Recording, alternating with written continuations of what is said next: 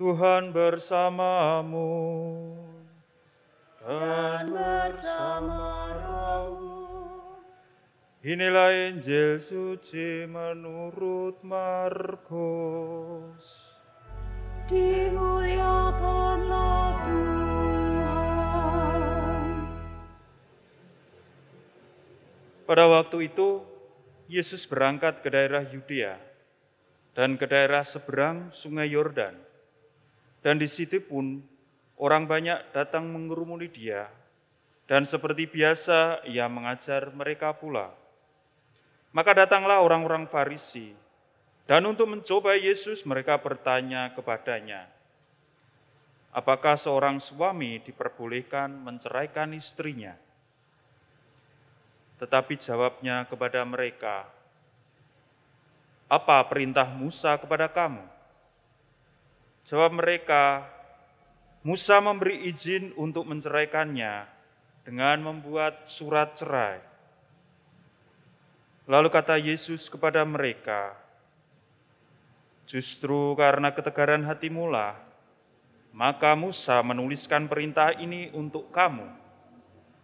Sebab pada awal dunia Allah menjadikan mereka laki-laki dan perempuan. Sebab itu laki-laki akan meninggalkan ayahnya dan ibunya dan bersatu dengan istrinya, sehingga keduanya itu menjadi satu daging. Demikianlah mereka bukan lagi dua, melainkan satu. Karena itu apa yang telah dipersatukan Allah tidak boleh diceraikan manusia. Ketika mereka sudah di rumah, murid-murid itu bertanya pula kepada Yesus tentang hal itu. Lalu katanya kepada mereka, barang siapa menceraikan istrinya lalu kawin dengan perempuan lain, ia hidup dalam perzinahan terhadap istrinya itu. Dan jika istri menceraikan suaminya dan kawin dengan laki-laki lain, ia berbuat zina. Demikianlah sabda Tuhan. Terpujilah Kristus. Saudara-saudari yang terkasih, seberapa bebaskah aku itu mengikuti Tuhan? Santo Ignatius Loyola memberi 3 gambaran orang. Orang yang pertama adalah mereka yang disebut sebagai dreamer atau pemimpi. Orang yang hanya berangan-angan, bercita-cita untuk melepaskan segala sesuatu agar dapat mengikuti Kristus. Tetapi bahkan sampai akhir hayatnya pun tidak melakukan hal itu. Orang yang kedua adalah orang yang kompromis. Mereka mencoba mengikuti Kristus dengan caranya sendiri, sehingga mendapatkan apa yang menjadi kehendaknya, dan dengan demikian dia tetap bisa mengikuti Kristus, tetapi mengikuti apa yang menjadi keinginan dan caranya. Dan yang ketiga adalah tipe doer, pelaku, dan yang diidealkan oleh Ignatius sebagai mereka yang berani membuat keputusan, membebaskan diri dari segala hal, dan mengikuti Kristus dengan sepenuh hati.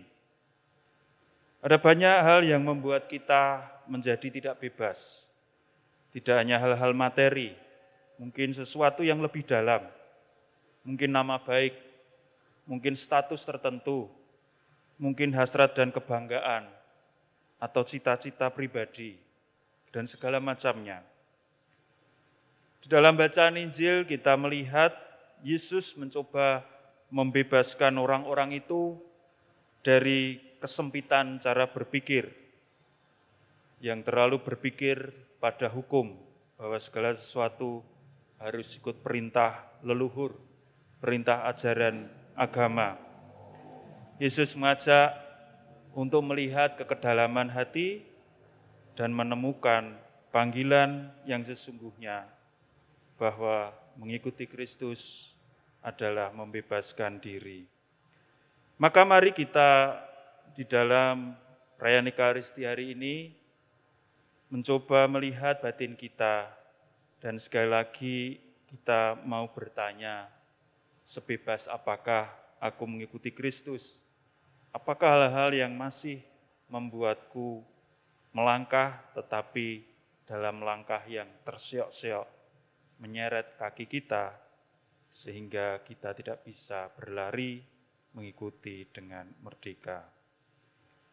Maka marilah kita hening sejenak.